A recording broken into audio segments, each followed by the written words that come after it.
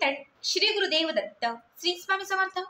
तुम्हा सर्वांचं आपल्या स्वामी शक्ती या चॅनलमध्ये मनापासून स्वागत आहे। स्वामी तुम्हा सर्वांच्या सर्व चांगल्या इच्छा पूर्ण करोत एवढीच स्वामींच्या चरणी प्रार्थना करते आणि आपल्या आजच्या ह्या नवीन आणि सुंदर व्हिडिओला पुन्हा एकदा नव्याने सुरुवात करते। मग बघा, उद्या 6 मे सोमवार, खरं तर अत्यंत महत्त्वाचा आणि सर्वात मोठा दिवस। अगदी प्रत्येक स्वामी भक्ताला माहिती असेल की उद्या आहे श्री स्वामी समर्थ महाराजांचा पुण्यतिथी दिवस। बघा, महाराजांचा प्रगट दिवस जितका महत्त्वाचा असतो, महाराजांचा पुण्यतिथी दिवस जो आहे तो देखील तितकाच विशेष महत्त्वाचा समजला जातो। आजच्या व्हिडिओमध्ये मी तुम्हाला महाराजांच्या पुण्यतिथी निमित्त करावयाची एक अत्यंत प्रभावी सेवा सांगणार आहे। बघा, महाराजांचं स्थान असणारं किंवा महाराजांचं वास असणारं जे झाड आहे ते म्हणजे औदुंबराचं झाड। उद्याच्या दिवशी तुम्हाला औदुंबराच्या झाडाला एक वस्तू अर्पण करायची आहे किंवा औदुंबराच्या झाडाजवळ हा एक उपाय तुम्हाला करायचा आहे। या उपायाने तुमच्या आयुष्यातील सर्व संकटांचा नाश होईल। साक्षात स्वामी तुम्हाला दृष्टांत देतील। तुमची कितीही कठीण असणारी जी इच्छा आहे ती इच्छा पूर्ण करतील। बघा, उद्या प्रत्येक जण स्वामी मठात जाईल, उद्या प्रत्येक जण स्वामींच्या मंदिरामध्ये जाईल, दत्त महाराजांच्या मंदिरात जाईल, पण उद्याचा खरा जो मान आहे ना तो औदुंबराच्या झाडाजवळ आहे। आजही महाराज जे आहे ते साक्षात रूपी औदुंबराच्या झाडावरती वास करत आहेत की औदुंबराच्या झाडावरती महाराज जागृत आहेत। बघा, महाराजांचं जे वाक्य आहे, हम गया नहीं जिंदा है, या वाक्याप्रमाणे महाराज आजही आपल्या या ब्रह्मांडामध्ये आहेत। खरं तर अक्कलकोटमध्ये जर तुम्ही कधी गेला असाल, तुम्ही तिथे बघितलं असेल की सगळ्या अक्कलकोटमध्ये तुम्हाला फक्त औदुंबराचीच झाडं दिसतील।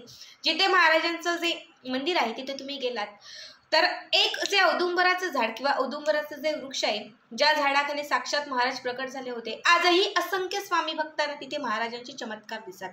आजही त्या औदुंबराच्या झाडाखाली महाराजांचा साक्षात रूपी वास आहे। बऱ्याच लोकांना खूप सुंदर अनुभव येत आहेत, बऱ्याच लोकांना खूप सुंदर प्रचिती आलेली आहे। त्या झाडाजवळ असं म्हटलं जातं की त्या वृक्षाजवळ जर तुम्ही काय मागितलं तर ते तुम्हाला 100% मिळतं। असंख्य लोक जे आहेत ना तिथे नवस घेतात आणि पुन्हा नवस फेडण्यासाठी तिथे जातात। बघाल तुम्ही त्या झाडाला असंख्य आपण म्हणतो लाल धागे बांधलेले आहेत, नारळ बांधलेले आहेत, बऱ्याचशा गोष्टी आहेत। जेव्हा नवस पूर्ण होतात तेव्हा नक्कीच स्वामी भक्त तिथे जातात आणि ते जे काही नवस असेल ते फेडतात। बऱ्याच लोकांना आजही तिथून महाराजांचा एक हात बाहेर येताना दिसत आहे। बऱ्याच लोकांना आजही तिथून एक सुंदर दिवा प्रकाशित झालेला किंवा तिथून काहीतरी उजड बाहेर पडलेला, म्हणजे असं काही ना काही तिथे दृष्टांत महाराज येतातच। म्हणजे औदुंबराच्या झाडाचं जे महत्त्व आहे ना हे खूप जास्त आहे आणि पुण्यतिथी आणि प्रगट दिनाला तर ते विशेष आहे, कारण महाराजांचं खरं स्थान जे आहे त्या औदुंबराच्या झाडाजवळ आहे। तर उद्याच्या दिवशी आपल्याला याच औदुंबराच्या झाडाजवळ जायचे। तुम्ही उद्या मठात जाणार असाल, अक्कलकोटला जाणार असाल, कुठेही जाणार असाल, पण त्याच्या अगोदर तुम्हाला औदुंबर वृक्षाजवळ जायचं आहे। जात असताना तुम्हाला एक तांब्याभर पाणी घेऊन जायचं आहे, त्याच्यावर एक चिमूटभर हळद घालायची आहे, एक चिमूटभर अष्टगंध घालायचा आहे, हे मिक्स करायचं आहे। त्याच्यासोबत एक निरंजन म्हणजे घरामध्ये असणारा जो कुठला दिवा असेल, मातीचा असेल, कणकीचा असेल, हा दिवा घेऊन तुम्हाला तिथे जायचे। उदबत्ती, फुलं घेऊन जायचे आणि लाल रंगाचा एक धागा घेऊन जायचा आहे। तिथे गेल्यानंतर सगळ्यात अगोदर औदुंबराच्या झाडाला जे तुम्ही पाणी घेऊन गेलेले आहात, म्हणजे पाणी, अष्टगंध आणि हळद, हे तीर्थ जे आहे म्हणजे हे पाणी जे आहे ते औदुंबराच्या वृक्षाला अर्पण करायचं आहे। जो कुठला तुम्ही दिवा घेऊन गेलेला आहात तो दिवा तिथे प्रज्वलित करायचा आहे। बाजूला एक उदबत्ती लावायची आहे। त्याच्यानंतर औदुंबराच्या झाडाला तुम्हाला मनापासून नमस्कार करायचा आहे। जो लाल रंगाचा धागा आपण घेऊन गेलेला आहात, हा लाल रंगाचा धागा त्या औदुंबराच्या वृक्षाला 3 वेळा किंवा 7 वेळा किंवा 11 वेळा तुम्हाला गुंडाळायचा आहे। प्रत्येक वेळी गुंडाळत असताना तुम्हाला तुमच्या मनातील इच्छा व्यक्त करायची आहे आणि श्री स्वामी समर्थ, श्री स्वामी समर्थ, श्री स्वामी समर्थ या मंत्राचा जप करायचा आहे।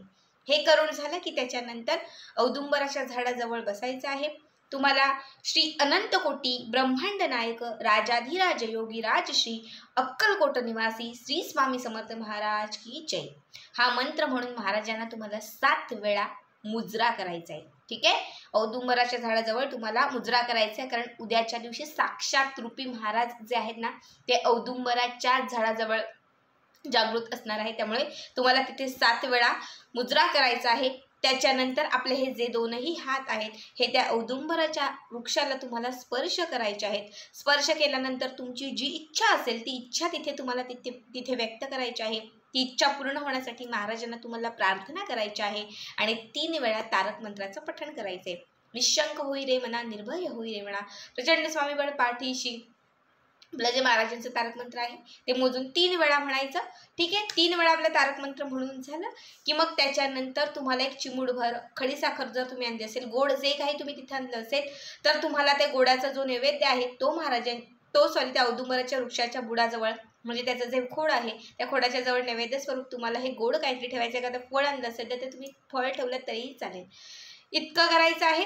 त्याच्यानंतर त्या झाडाच्या जवळून थोडीशी माती तुम्हाला बाहेर काढायची आहे आणि ती माती तुम्हाला एका लाल किंवा पिवळ्या रंगाच्या कापडामध्ये ठेवायची आहे. त्याला घट्ट गाठ मारायची आणि छोटीशी जी पोटली तयार होईल ती तुम्हाला तुमच्या देवघरात नेऊन ठेवायची आहे. या पोटलीला धूप दीप सगळं काही दाखवायचं आहे, म्हणजे धूप दीप दाखवायचं, एक पोटली जागृत करायची आहे आणि संपूर्ण पुण्यतिथीचा दिवस संपेपर्यंत ही पोटली आपल्या देवघरामध्येच ठेवून द्यायची. त्याच्या दुसऱ्या दिवशी म्हणजे मंगळवारच्या दिवशी ही पोटली उचलायची आणि तुम्ही तुमच्या तिजोरीत ठेवू शकतात, कपाटात ठेवू शकतात. जिथेही तुम्हाला धनधान्याची यशाची प्राप्तीची गरज आहे त्या ठिकाणी तुम्हाला ही पोटली नेऊन ठेवायची आहे. बघा, ही पोटली आयुष्यभर तुम्हाला यश देईल, यशाची प्राप्ती देईल. महाराजांची जी कृपा आहे ती तुमच्यावरती अखंड राहील. हा उपाय आपल्याला फक्त वर्षातून एकदाच करता येतो, तो म्हणजे पुण्यतिथीच्या दिवशी. आता उद्याचा जो दिवस आहे हा अत्यंत महत्त्वाचा आहे. महाराजांना प्रसन्न करणार आहे, महाराजांची कृपा प्राप्त करून घेणार आहे, महाराजांचे जे म्हणतो ना की आशीर्वाद प्राप्त करणार आहे. ज्या घरात महाराजांचा वास असतो, ज्या घरात महाराजांचा आशीर्वाद असतो, त्या घरामध्ये अखंड सुख असतं, त्या घरात अखंड समृद्धी असते, त्या घरामध्ये कधीच धान्याचा तुटवडा नसतो. बघा, आयुष्यात किती काही असेल नसेल तरी आपलं गुरुबळ मजबूत असणं खूप महत्त्वाचं असतं आणि आपले गुरु आपल्या पाठीशी असणं खूप महत्त्वाचं असतं. या उपायाने तुमचं गुरुबळही मजबूत होईल, गुरूंची कृपाही तुम्हाला प्राप्त होईल आणि तुमच्या घरामध्ये, तुमच्या कुटुंबामध्ये प्रत्येक सदस्याला स्वामींचा आशीर्वाद प्राप्त होईल. या उपायाने साक्षात महाराज तुम्हाला काही ना काही दृष्टांत देतील, कुठल्या ना कुठल्या रूपात तुम्हाला दृष्टांत देतील. तुमची कितीही कठीण असणारी जी इच्छा आहे ना ती इच्छा महाराज पूर्ण करतील. अत्यंत साधा सोपा उपाय आहे, आवर्जून करा. जेही स्वामी भक्त मठात केंद्रात जाणार आहेत त्यांनी अगोदर हा उपाय करायचा, नंतर मठात जायचं आहे. पण जे स्वामी भक्त मठात केंद्रात जाऊ शकत नाही, कारण ताई आमच्या जवळ मठच नाही, आमच्या जवळ केंद्र, इच्छा खूप आहे पण मठ आणि केंद्र नाही, जसं आमचं आहे, आम्हाला जवळ कुठेच मठ नाही आहे. मग तुम्हाला जर मठ जवळ नसेल, महाराजांचं केंद्र जवळ नसेल, तर तुम्ही औदुंबराच्या झाडाजवळ जा, हा उपाय करा. कुठल्याच मठात जायची काही गरज नाही, कुठल्याच केंद्रात जायची काही गरज नाही.